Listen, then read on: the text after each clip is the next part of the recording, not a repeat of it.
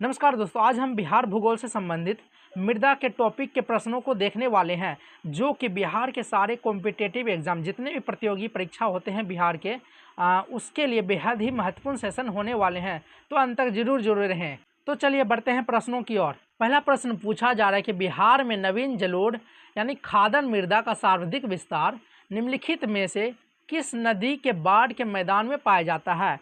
यानी कि इनमें से कौन सी नदी है, क्या सोन नदी है या फिर कोसी नदी या फिर फल्गु या फिर पुनपुन, जिसके कारण नवीन जलोढ़ यानी खादर मृदा का सर्वाधिक विस्तार होता है बिहार में। आइए मैप के माध्यम से समझते हैं। यह है बिहार का रफ मैप और ये गंगा नदी जा रही है। दोस्तों क्या सोन नदी के कारण जो है खादर मृदा बिहार में सर्वाधिक मात्रा में विस्तृत होती है? नहीं, सोन नदी के कारण नहीं हो सकते, क्योंकि सोन नदी जो है एक पठारी नदी है। पठार में उतना अवसाद जमा नहीं होता, यानी पठार में जो है अपर्दन की मात्रा कम होती है। इसीलिए यहाँ पे जो है खादर मृदा का विस्तार नहीं हो सकता है। दूसरा है कोसी नदी। कोसी नदी जो है हिमालय की नदी है और हिमालय जो है नवीन वलित पर्वत है, जिस कारण हिमालय में अवसाद की मात्रा बहुत ही अधिक है। इसीलिए कोसी नदी जो है अपने साथ बहुत सारी मात्रा में अवसाद लाती है और बिहार में आकर यहाँ पे निक्षेपित कर देती यानी इकट्ठा कर देती है, जिस कारण जो है खादर मृदा यानी फिर नवीन जलोढ़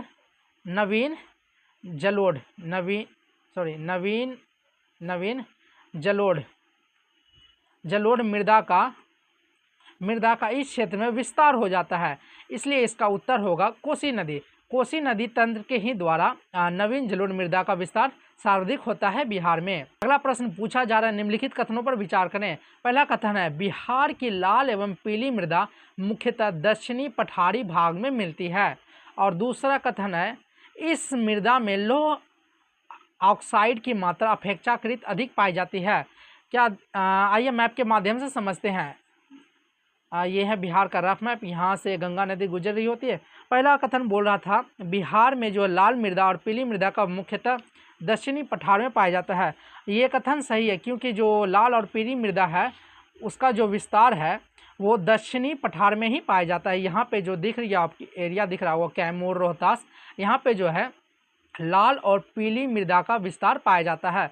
क्या दूसरा पद कथन बोल रहा है क्या इस मृदा में लौह अयस्क की मात्रा अपेक्षाकृत अधिक होती है? ये कथन भी सही है, क्योंकि जहाँ पे भी लाल और पीली मृदा होगा, लाल एवं पीली मृदा होगा एंड पीला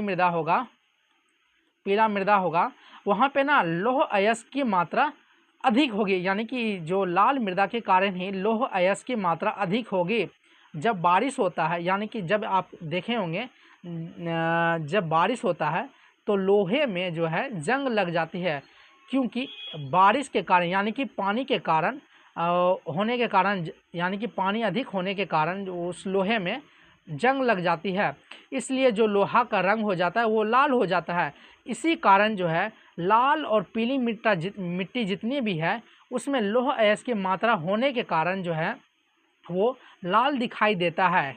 अगला प्रश्न जो पूछा जा रहा है बिहार के तराई मृदा के संबंध में निम्नलिखित में से कौन सा कथन सही है। यानी कि बिहार की जो तराई मृदा है, तराई मृदा जो दोस्तों इस क्षेत्र में पाई जाती है, यानी पश्चिमी चंपारण से लेकर यहाँ पे किशनगंज तक जो तराई मृदा पाई जाती है, यानी नेपाल और बिहार के जो बॉर्डर लगते हैं उस क्षेत्र में तराई मृदा का विस्तार पाया जाता है। तो आइए देखते हैं, ऑप्शन देखते हैं।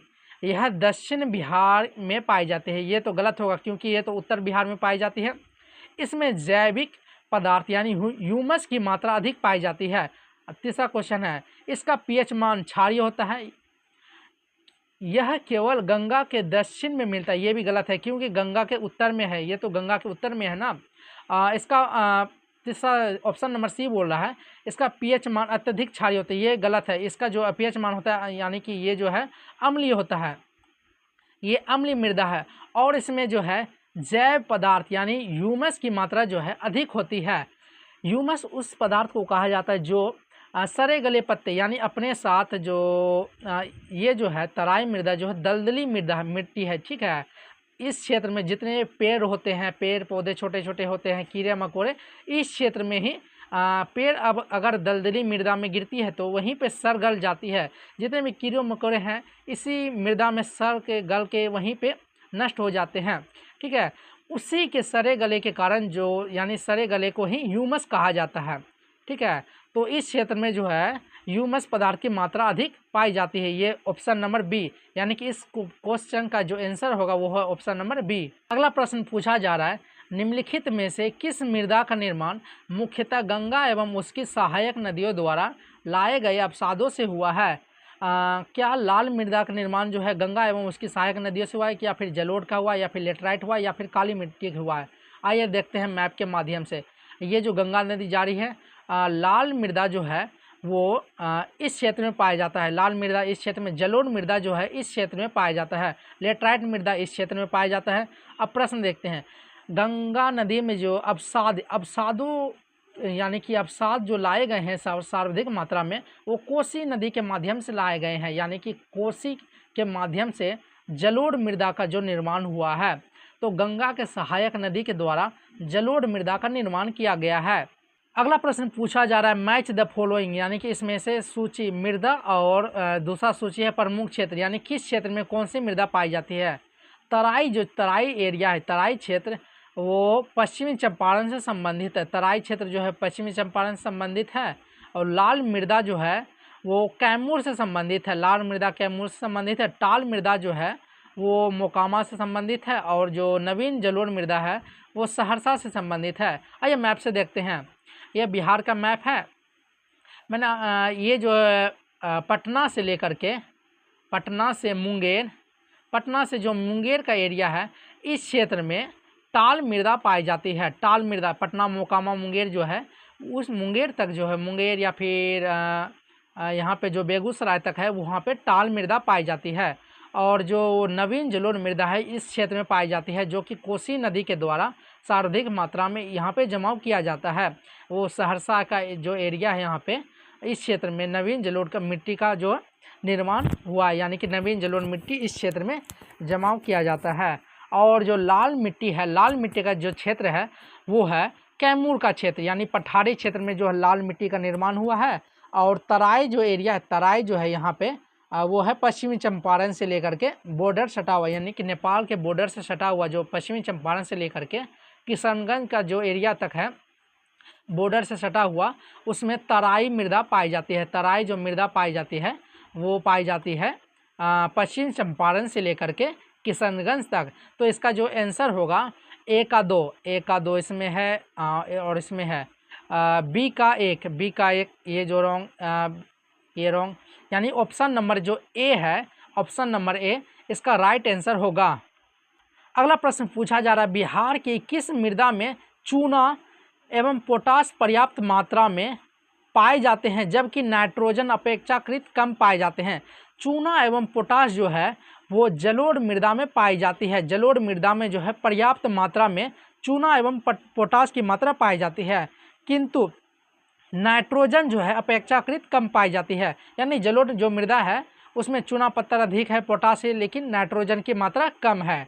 इसलिए जो इसको स्थिर करने के लिए खाद का इस्तेमाल किया जाता है, यानी नाइट्रोजन युक्त खाद का इस्तेमाल किया जाता है।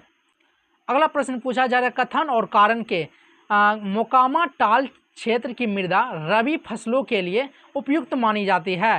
उसका कारण है वर्षा के बाद जो है जल निकास होने पर इसमें पर्याप्त मात्रा में नमी बनी रहती है। आइए देखते हैं, मोकामा जो है यहाँ पे पटना से लेकर जो मैं मुंगेर तक बताया हुआ था, टाल जो एरिया है यहाँ पे जो है क्या रबी फसल की मात्रा अधिक होती है, यानी कि इसमें रबी फसल के लिए अच्छी मृदा है।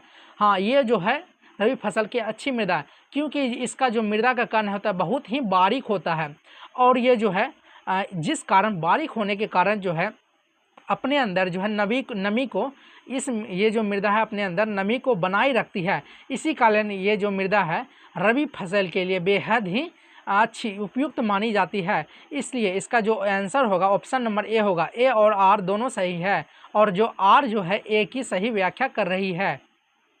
अगला प्रश्न जो पूछा जा रहा है, बिहार में लाल एवं पीली मृदा का सर्वाधिक विस्तार निम्नलिखित में से किस भौगोलिक प्रदेश में मिलता है? आइए मैप के माध्यम से समझते हैं। यह बिहार का मैप, यहाँ से गंगा नदी जारी होती है। इस क्षेत्र में तराई मृदा है, यहाँ पे है जलोढ़, नवीन जलोढ़ है, यहाँ पे जो है यहाँ पे दोमट मृदा है, और यहाँ पे जो लाल एवं पीली मृदा पाई जाती है, लाल एवं पीली मृदा का जो विस्तार है वो है पठारी क्षेत्र में, दक्षिण बिहार के पठारी क्षेत्र में। ऑप्शन देखते हैं, उत्तर बिहार का मैदान, ये तो गलत होगा। उत्तर बिहार के मैदान में कहीं भी लाल एवं पीली मृदा का विस्तार नहीं है। दक्षिण बिहार का पठारी क्षेत्र, हाँ यही ऑप्शन होगा, दक्षिण बिहार का पठारी क्षेत्र। इस क्षेत्र में ही लाल एवं पीली मृदा का विस्तार देखा जाता है, इसलिए जो इसका राइट आंसर होगा ऑप्शन नंबर बी होगा। अगला प्रश्न है, बिहार की किस मृदा में जल धारण क्षमता सबसे अधिक पाई जाती है? क्या वो बलुई मृदा है, दोमट मृदा है, चिकनी मृदा है, या फिर कंकरीली मृदा है?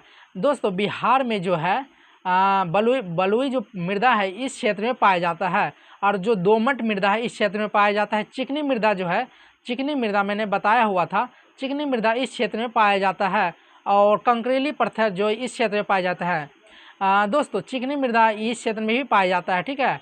तो इसका जो आंसर होगा वो होगा ऑप्शन नंबर सी, क्योंकि चिकनी मृदा का जो कण होता है वो बहुत ही छोटा होता है, ठीक है। कण बारीक होने के कारण जल धारण की क्षमता उसमें अधिक होती है। अगला प्रश्न है, निम्नलिखित में से कौन सा जिला मुख्यतः लाल एवं पीली मृदा क्षेत्र में स्थित है? आइए ऑप्शन से देखते हैं, यानी कि ऑप्शन में पता चल जाएगा ऑप्शन से कि कौन सा जो जिला है वो लाल एवं पीली मृदा के लिए उपयुक्त है। क्या सुपौल है?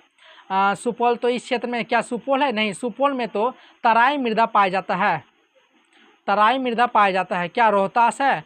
रोहतास में लाल एवं पीली मृदा पाई जाती है, लाल एंड पीली। दरभंगा में नहीं, दरभंगा इस क्षेत्र में आता, दरभंगा में नहीं पाई जाती।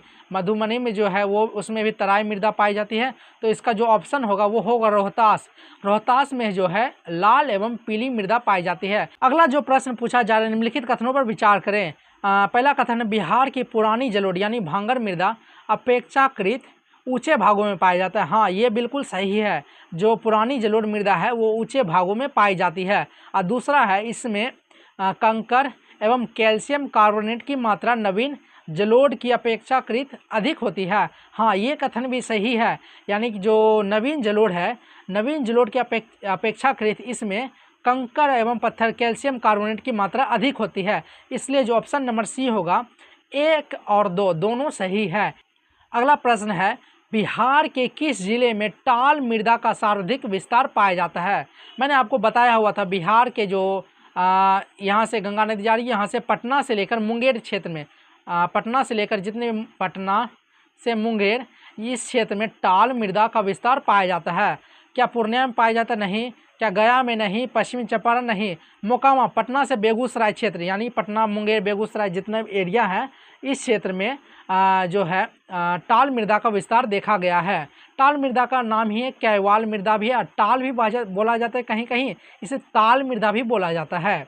अगला प्रश्न है, निम्नलिखित में से कौन सी फसल बिहार की तराई मृदा के लिए सर्वाधिक उपयुक्त मानी जाती है? यानी जो तराई मृदा है, तराई का क्षेत्र जो होगा यहाँ से पश्चिमी चंपारण से लेकर के यहाँ तक होगा, किशनगंज तक का होगा, जो होगा वो तराई मृदा का क्षेत्र होगा। क्या बाजरा होगा? नहीं। क्या जूट होगा? क्या कपास होगा? या मूंगफली? इसमें जो उपयुक्त यानी कि सबसे अच्छा ऑप्शन है जूट हो, सबसे अच्छा ऑप्शन जूट दिख रहा है, इसलिए इसका आंसर जो होगा ऑप्शन नंबर बी होगा। तराई क्षेत्र के लिए जूट जो है फसल उपयुक्त फसल होगा। अगला प्रश्न है, सूची 1 में जिला दिया हुआ है और सूची 2 में दिया हुआ है प्रमुख मृदा, यानी किस जिले में कौन सी मृदा पाई जाती है? मैंने बताया हुआ था सहरसा में जो है नवीन जलोढ़, और जो गया में जो है वो हो जाएगा लाल मृदा, और रोहतास में हो जाएगा लाल पीली मृदा। किशनगंज जो है तराई क्षेत्र के लिए प्रसिद्ध है। तो आंसर देखते हैं, यानी कि जो ऑप्शन नंबर ए होगा 1 का 4 इसमें है। सहरसा बी का हो गया 1, बी का 1 हो गया। किशनगंज यानी सी का हो गया 3, सी का 3 है। रोहतास लाल पीली मृदा, यानी ऑप्शन नंबर जो ए होगा वो राइट होगा, यानी कि ऑप्शन नंबर जो ए होगा वही इसका सही आंसर होगा। अगला प्रश्न जो है कथन एवं कारण के हैं। कथन बोला, बिहार की लाल मृदा में उर्वरक की आवश्यकता अपेक्षाकृत अधिक होती है। कथन तो सही है। इस मृदा में नाइट्रोजन एवं कार्बनिक पदार्थों की मात्रा कम होती है, ये भी सही है। जो ऑप्शन नंबर ए है, ऑप्शन ए जो दोनों सही है और जो ए की सही व्याख्या भी कर रहा है, ये इसलिए इसका जो आंसर होगा ऑप्शन नंबर ए होगा। अगला प्रश्न है, बिहार में निम्नलिखित में से कौन सी नदी जलोढ़ मृदा के निक्षेपण के लिए सर्वाधिक प्रसिद्ध है। मैंने पहले आपको बताया जलोढ़ मृदा के लिए जो सबसे प्रसिद्ध है वो है कोसी नदी। यानी कोसी नदी जो है अपने साथ बहुत ही मात्रा में, यानी बहुत सारी मात्रा में जो है अवसाद लेके आती है, जिस कारण जलोढ़ मृदा का निर्माण होता है। अगला प्रश्न है, बिहार की किस मृदा में जल निकासी की समस्या सबसे अधिक होती है। क्या वो बलुई मिट्टी है, क्या फिर चिकनी मिट्टी, या फिर दोमट, या फिर लाल। दोस्तों चिकनी मृदा जो है उसका जो कण होता है बेहद ही बारीक होता है। कण बारीक होने के कारण इसमें ना लंबे समय तक जल जो है फंसे ही रह जाते हैं। अगला प्रश्न पूछा जा रहा है, बिहार की लाल एवं पीली मृदा मुख्यतः किस प्रकार के चट्टान के अपक्षय से बनी है। दोस्तों आग्नेय एवं कायांतरित चट्टान के अपक्षय से बिहार में लाल एवं पीली मृदा का निर्माण हुआ है। जो आग्नेय चट्टान होते हैं वो यानी कि वो लावा के चट्टान होते हैं, उसके अपक्षय से ही यानी उसके अपर्दन से ही लाल एवं पीली की मृदा का निर्माण होता है। अगला प्रश्न पूछा जा रहा है, बिहार की जलोढ़ मृदा के संबंध में निम्नलिखित में से कौन सा युग्म सही है। क्या बिहार के मृदा में नाइट्रोजन अधिक मात्रा में पाई जाती है। नहीं, भारत के किसी भी मृदा में नाइट्रोजन जो है अधिक मात्रा में नहीं पाई जाती। यानी कि जो भारत या फिर बिहार हो या फिर भारत हो, उसके की कोई भी मृदा हो उसमें जो है नाइट्रोजन का अभाव देखने को मिलता है। क्या पोटास पर्याप्त मात्रा में पाई जाती है, या फिर ह्यूमस जो है अत्यधिक होती है, या फिर फास्फोरस अत्यधिक होती है। दोस्तों जो पोटास है वो बिहार के यानी कि जलोढ़ मृदा है उसमें अत्यधिक मात्रा में पाई जाती है। यानी जलोढ़ मृदा में जो है पोटास की मात्रा पर्याप्त होती है। अगला प्रश्न पूछा जा रहा है, निम्नलिखित में से किस क्षेत्र में लाल मृदा और जलोढ़ मृदा का संक्रमण क्षेत्र पाया जाता है। इसमें संक्रमण क्षेत्र का मतलब होता है जहां दोनों मृदा मिलती है, यानी कि दोनों मृदा पाई जाती है। इस क्षेत्र में जो है जलोढ़ मृदा भी पाई जाती है और इस क्षेत्र में जो लाल मृदा पाई जाती है, यानी जो होगा कैमूर और रोहतास का पठार का उत्तरी किनारा जो होगा उस क्षेत्र में, इस क्षेत्र में जो है लाल मृदा और जलोढ़ मृदा का संक्रमण क्षेत्र देखने को मिलता है। अगला प्रश्न जो पूछा जा रहा है उसमें सूची 1 को सूची 2 से मिलाना है। या सूची 1 में है मृदा दिया हुआ है, सूची 2 में मुख्य फसल। तराई क्षेत्र में जो होता है तराई क्षेत्र में होता है जूट होता है, तराई क्षेत्र में जूट। टाल क्षेत्र में जो होता है गेहूँ होता है। लाल मृदा जो है मोटे अनाज के लिए है और नवीन जलोढ़ जो है वो धान के लिए है।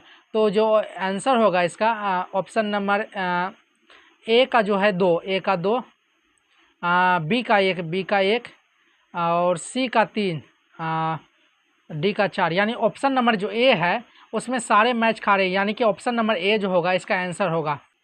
अगला प्रश्न है, निम्नलिखित में से कौन सा जिला मुख्यतः लाल एवं पीली मृदा क्षेत्र में नहीं आता है। लाल एवं पीली मृदा का क्षेत्र देखते हैं। ये जो है लाल एवं पीली मृदा का क्षेत्र, यानी कि यहाँ पे है कैमूर, रोहतास हो गया, गया हो गया। क्या जमुई है, जमुई तो यहाँ पे पड़ता है। बांका है, बांका भी यहाँ पे पड़ता है। जमुई बांका हो गया। कैमूर हो गया, कैमूर यहाँ पे पड़ता है। मधुबनी, मधुबनी यहाँ पे पड़ता है, यानी जो मधुबनी है इस क्षेत्र में मधुबनी पड़ता है। मधुबनी में जो है तराई मृदा पाई जाती है, तराई मृदा जो है मधुबनी में पाई जाती है। तो इसमें जो ऑप्शन होगा यानी आंसर होगा ऑप्शन नंबर डी होगा। अगला प्रश्न है, उत्तर बिहार की अधिकांश मृदा जलोढ़ है। क्या उत्तर बिहार की अधिकांश मृदा जलोढ़ है। हाँ, उत्तर बिहार की जो अधिकांश मृदा है वो जलोढ़ है। उत्तर बिहार की नदियाँ हिमालय से बड़ी मात्रा में अवसाद लाती है। हाँ, उत्तर बिहार की जितने भी नदियाँ हैं वो हिमालय से बड़ी मात्रा में अवसाद लाती है। इसीलिए जो उत्तर बिहार की जितने भी क्षेत्र है यानी उत्तर बिहार की मृदा है वो जलोढ़ मृदा है। ठीक है, तो ऑप्शन नंबर जो ए है वो सही होगा। और जो है ए की व्याख्या भी कर रहा है और दोनों सही भी है। अगला प्रश्न है, बिहार में सबसे अधिक उर्वर मृदा किसे माना जाता है। यानी सबसे अधिक उर्वर मृदा जो है इस क्षेत्र की मृदा को माना जाता है बिहार में। तो इस क्षेत्र की मृदा को जो है नवीन जलोढ़ मृदा कहा जाता है। नवीन जलोढ़ मृदा, इस क्षेत्र की जो मृदा है उसे नवीन जलोढ़ मृदा कहा जाता है। तो ऑप्शन नंबर बी जो होगा सबसे उर्वर मृदा मानी जाएगी। अगला प्रश्न है, निम्नलिखित में से किस जिले में तराई मृदा का विस्तार नहीं मिलता? तराई मृदा का जो विस्तार है वो पश्चिमी चंपारण से लेकर के इधर किशनगंज तक आती है। यहाँ पे जो पश्चिमी चंपारण, पूर्वी चंपारण हो गया और सीतामढ़ी हो गया और सुपौल हो गया, इस क्षेत्र में जो है तराई मृदा को देखने को मिलती है। तो किशनगंज में मिलती है, अररिया में भी मिलती है, पश्चिम चंपारण में मिलती है, औरंगाबाद तो इस क्षेत्र में, यहाँ पे तो पठारी क्षेत्र है, यहाँ पे लाल पीली मृदा देखने को मिलेगी। तो औरंगाबाद जो है ऑप्शन नंबर डी यही होगा राइट आंसर। अगला प्रश्न है, बिहार में बलुई जलोढ़ मृदा मुख्यतः किस कारण बनती है? क्या ज्वालामुखी राख के कारण बनी है, नदियों द्वारा रेत के निक्षेप के कारण बनी है, पवन अपर्दन के कारण बनी है, या फिर समुद्री निक्षेप के कारण? बलुई जो जलोढ़ मृदा है वो जो नदियों द्वारा रेत के निक्षेप के कारण बनी है। तो ऑप्शन नंबर जो बी होगा वो राइट आंसर होगा।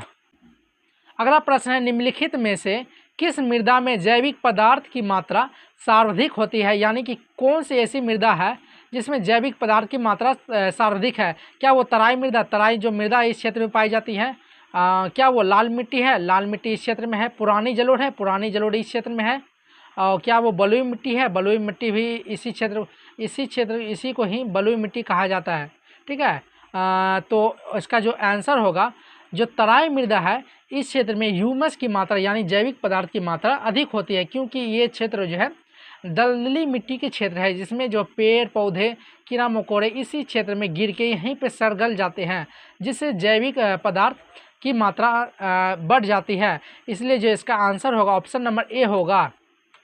अगला प्रश्न है, बिहार की लाल मृदा में निम्नलिखित में से किस तत्व की कमी सामान्यतः पाई जाती है? क्या वो लोह तत्व है? लोहा तो लाल मृदा में सर्वाधिक मात्रा में होगा। एल्युमिनियम होगा? नहीं होगा। सिलिका होगा? नहीं होगा। नाइट्रोजन होगा। जो मैंने क्या बोला था, भारत की जितने भी मृदा है उसमें नाइट्रोजन का अभाव देखने को मिलता है, इसलिए जो ऑप्शन नंबर सी होगा इसका राइट आंसर होगा। अगला प्रश्न है, निम्नलिखित में से कौन सा युग्म सही सुमेलित नहीं है? क्या मोकामा जो है टाल क्षेत्र ये तो सुमेलित है। कोसी नदी नवीन जलोढ़ सुमेलित है। जो कैमूर है लाल मृदा सुमेलित है। सहरसा में लाल मृदा है? नहीं। सहरसा तो जो यहाँ पे इस क्षेत्र में है, यहाँ पे तो नवीन जलोढ़ होगा ना, नवीन जलोढ़ होगा या फिर खादर होगा। तो ये ऑप्शन नंबर डी होगा इसका राइट आंसर। अगला प्रश्न है, बिहार की नवीन जलोढ़ मृदा प्रतिवर्ष बाढ़ के कारण नवीनीकृत होती रहती है। इस क्षेत्र में जो है, बिहार में जो है इस क्षेत्र में नवीन जलोढ़ मृदा पाई जाती है। इस क्षेत्र में जो है हर साल यानी हर वर्ष बाढ़ आती है, जिस कारण इस क्षेत्र की मृदा हर वर्ष नवीन होती रहती है। ऑप्शन नंबर ए सही है। ऑप्शन नंबर बी बोल रहा है, पुरानी जलोढ़ मृदा की तुलना में नवीन जलोढ़ मृदा अधिक उपजाऊ होती है। ये तो सही ही है, पुरानी जलोढ़ मृदा की तुलना में जो नवीन जलोढ़ है अधिक उपजाऊ होती है। ठीक है ना, तो ऑप्शन नंबर जो सी होगा वो सही होगा। अगला प्रश्न है, मृदा एवं संबंधित नदियों से सूची 1 में मृदा दी हुई है, सूची 2 में नदियाँ दी हुई है। नवीन जलोढ़ है, नवीन जलोढ़ जो है कोसी नदी से संबंधित है। टाल मृदा जो है गंगा नदी से, तराई जो है वो गंडक से है, और बलुई जो जलोढ़ है वो सोन नदी से। तो ऑप्शन नंबर जो 1 2 3 4 यानी वो 1 2 3 4 ऑप्शन नंबर जो डी होगा वो राइट आंसर होगा। इस क्वेश्चन का right answer option number D होगा। अगला प्रश्न जो पूछा जा रहा है, बिहार में लाल एवं पीली मृदा का उर्वरता कम होने का प्रमुख कारण क्या है? क्या वो अधिक नाइट्रोजन के कारण है, क्या फिर अधिक ह्यूमस के कारण, या फिर कार्बनिक पदार्थ एवं नाइट्रोजन की कमी कारण, या फिर अधिक पोटास के कारण? मैंने आपको बताया था कि बिहार या फिर भारत के किसी भी मृदा में नाइट्रोजन की मात्रा अधिक नहीं पाई जाती, यानी नाइट्रोजन का अभाव देखा जाता है, इसलिए ऑप्शन नंबर ए तो नहीं होगा। क्या ह्यूमस अधिक है? नहीं, बिहार के सिर्फ तराई मृदा जो है उसी क्षेत्र में ह्यूमस की मात्रा अधिक पाई जाती है। जो ऑप्शन नंबर सी होगा वो सटीक आंसर होगा, क्योंकि लाल एवं पीली मृदा जो है उसके उर्वरता कम होने का कारण कार्बनिक पदार्थ एवं नाइट्रोजन की कमी है, इसलिए जो इसका आंसर होगा ऑप्शन नंबर सी होगा। अगला प्रश्न जो पूछा जा रहा है, टाल क्षेत्र में खरीफ की खेती सीमित होती है, वर्षा ऋतु में यह क्षेत्र लंबे समय तक जलमग्न रहता है। टाल जो क्षेत्र है इस क्षेत्र को पटना से लेकर मुंगेर तक का एरिया जो है, मुंगेर या बेगूसराय का एरिया जो है उस क्षेत्र को टाल क्षेत्र कहा जाता है। ठीक है, इसमें जो खरीफ की खेती होती है, ठीक है, वर्षा ऋतु में जो है इस क्षेत्र में जल का जमा हो जाता है, जिस कारण जो खेती सीमित हो जाती है। ठीक है, तो ऑप्शन नंबर जो ए होगा वो सही होगा। जो आर जो है ए की सही व्याख्या भी कर रही है, तो आंसर होगा ऑप्शन नंबर ए। अगला जो प्रश्न पूछा जा रहा है वो है निम्नलिखित में से कौन सा जिला मुख्यतः कोसी द्वारा निर्मित नवीन जलोढ़ क्षेत्र में स्थित है।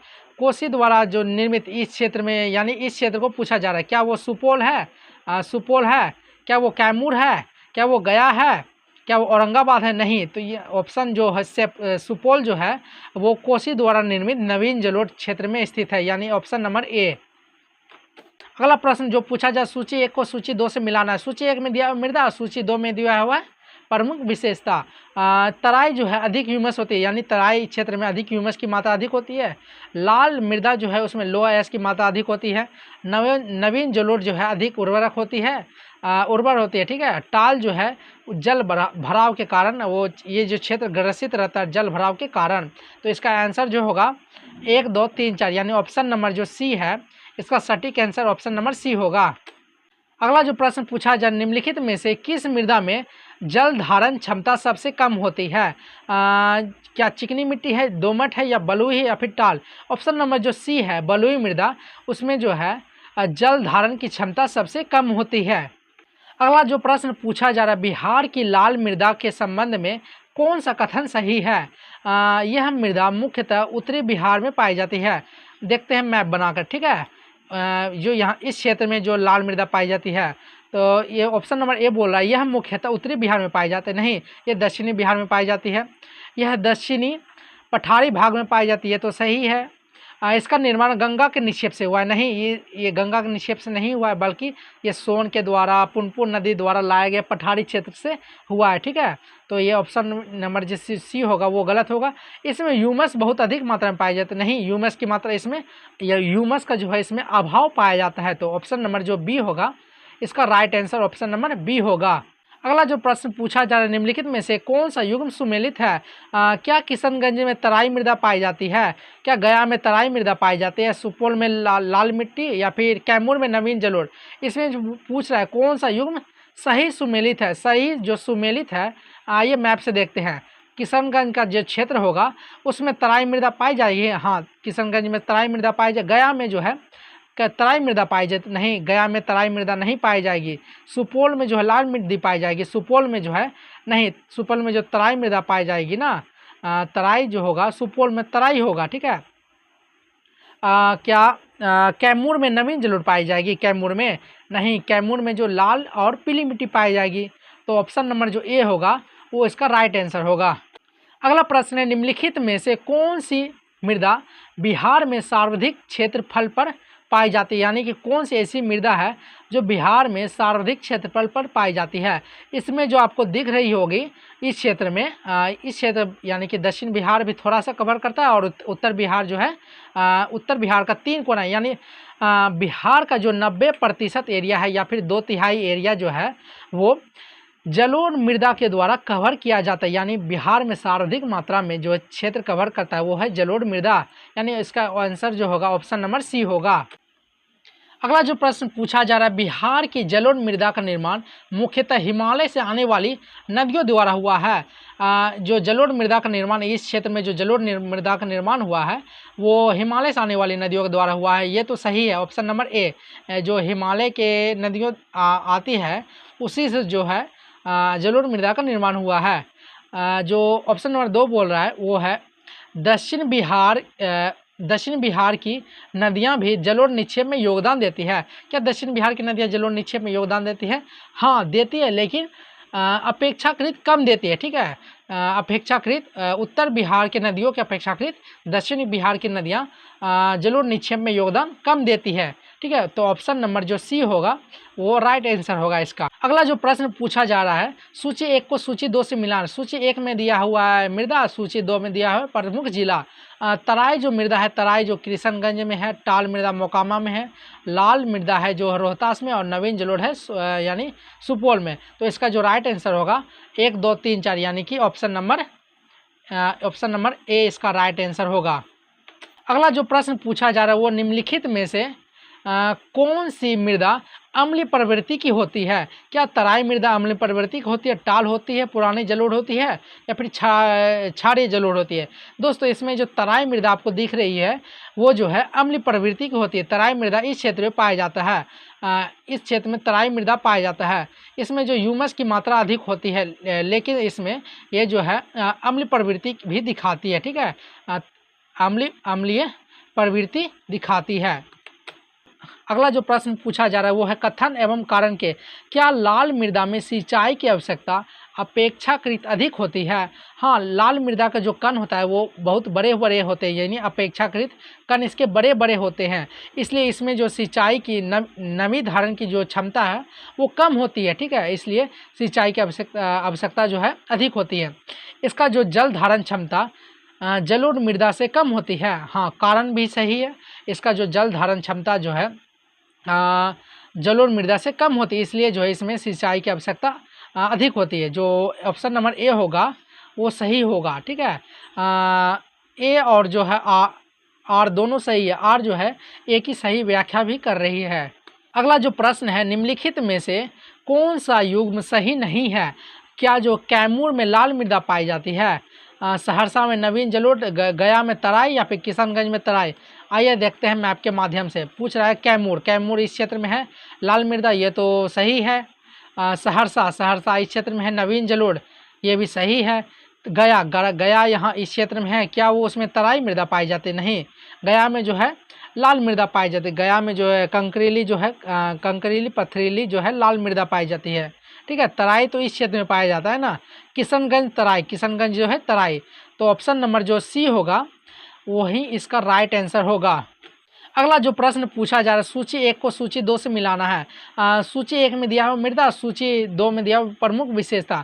नवीन जलोढ़ जो सर्वाधिक उपजाऊ होती है, पुरानी जलोढ़ जो है कंकरीली और वो कंकड़ की उपस्थिति इसमें अधिक होती है। ठीक है, लाल मृदा जो है लौह अयस्क की मात्रा अधिक होती है।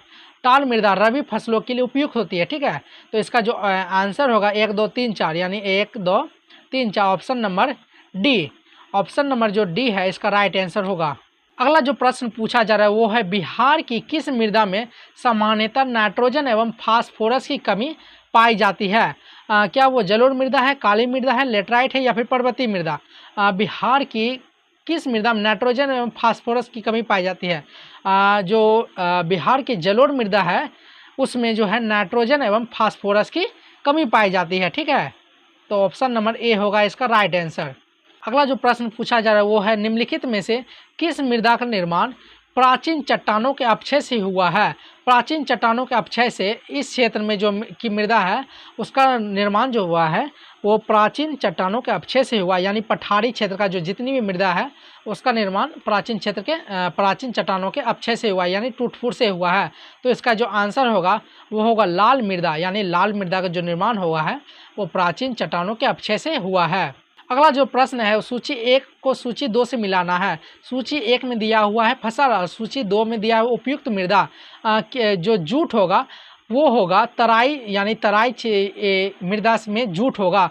धान जो होगा नवीन जलोढ़ में होगा, गेहूं होगा टाल में, और जो मोटा अनाज होगा वो लाल मृदा में होगा, यानी 1 2 3 4, इसका जो आंसर होगा ऑप्शन नंबर बी होगा। अगला प्रश्न है निम्नलिखित कथनों पर विचार करें। पहला कथन है बिहार के अधिकांश कृषि क्षेत्र में जलोढ़ मृदा पाई जाती है, ये तो सही है।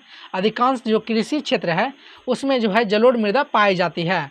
जो लाल मृदा का विस्तार है मुख्यतः दक्षिण के पठारी भाग में है, ये भी सही है। लाल मृदा का विस्तार जो है दक्षिण के पठारी भाग में है। जो तराई मृदा है उसमें ह्यूमस की मात्रा अधिक होती है। तराई मृदा जो है उसमें ह्यूमस की मात्रा, इस क्षेत्र में जो तराई मृदा है उसमें ह्यूमस की मात्रा अधिक होती है, ये भी सही है। टाल क्षेत्र में रबी फसल के लिए प्रसिद्ध, जो टाल क्षेत्र है पटना से लेकर मुंगेर तक का, उसमें जो है रबी फसल के प्रसिद्ध है, ये भी सही है। तो इसमें जो ऑप्शन होगा यानी कि आंसर होगा ऑप्शन नंबर सी होगा। 1 2 3 4, यानी 1 2 3 4 सारे इसमें सही हैं। आइए कुछ वन लाइनर से रिवीजन कर लेते हैं। बिहार की सर्वाधिक विस्तृत, यानी बिहार में सबसे अधिक मात्रा में मृदा जो पाई जाती है वो है जलोढ़ मृदा, यानी 2/3 भाग में जो है जलोढ़ मृदा का विस्तार देखा जाता है बिहार में। सर्वाधिक उपजाऊ मृदा जो है वो है नवीन जलोढ़ मृदा। जो लाल मृदा है वो लाल मृदा के लिए प्रमुख जो है वो कैमूर है, रोहतास है और जमुई, यानी कि दक्षिण बिहार की जो दक्षिण बिहार का जो ये क्षेत्र होता है इसमें जो है लाल पीली मृदा देखा जाता है। तराई मृदा जो है किशनगंज, अररिया, पश्चिम चंपारण यानी तराई जो मृदा है इस क्षेत्र में पाया जाता है। ठीक है, तराई मृदा जो है इस क्षेत्र में पाया जाता है। ठीक है, पश्चिम चंपारण से लेकर के किशनगंज के एरिया तक जो है तराई मृदा का विस्तार देखा जाता है। जो टाल मृदा है वो मोकामा बाढ़ तक है। हाँ, ये भी सही है, टाल मृदा जो है मोकामा बाढ़ तक है। जो लाल मृदा का रंग होता है वो लोहा अयस्क के कारण, यानी लाल मृदा का जो रंग है उसमें लोहा की मात्रा अधिक होने के कारण जो है लाल मृदा का रंग है। ठीक है, लाल है। जो जलोढ़ मृदा है, जलोढ़ मृदा में कमी होती है नाइट्रोजन और फास्फोरस की, यानी जलोढ़ मृदा में जो है नाइट्रोजन और फास्फोरस की कमी होती है। तराई मृदा में अधिक होती है ह्यूमस की, यानी तराई मृदा जो है इसमें ह्यूमस की मात्रा अधिक होती है। टाल क्षेत्र की प्रमुख फसल जो है वो है गेहूं और अन्य रबी फसल, यानी टाल क्षेत्र में जो है वो ये यहाँ से लेकर यहाँ तक उसमें जो गेहूं और रबी फसल उगाए जाते हैं, यानी प्रमुख फसल रूप से गेहूं एवं रबी फसल उगाए जाते हैं। लाल मृदा का निर्माण जो है प्राचीन आग्नेय एवं कायांतरिक चट्टान के अपक्षय यानी से हुआ है। जो लाल मृदा का निर्माण इस क्षेत्र में हुआ है प्राचीन चट्टानों के टूट फूट से इस क्षेत्र में जो है लाल मृदा का निर्माण हुआ है। आज का जो सेशन है यही समाप्त करते हैं। अगर आपको मृदा के बारे में विस्तार से चाहिए, यानी कि विस्तार से जानकारी चाहिए, तो कमेंट करके बताएं।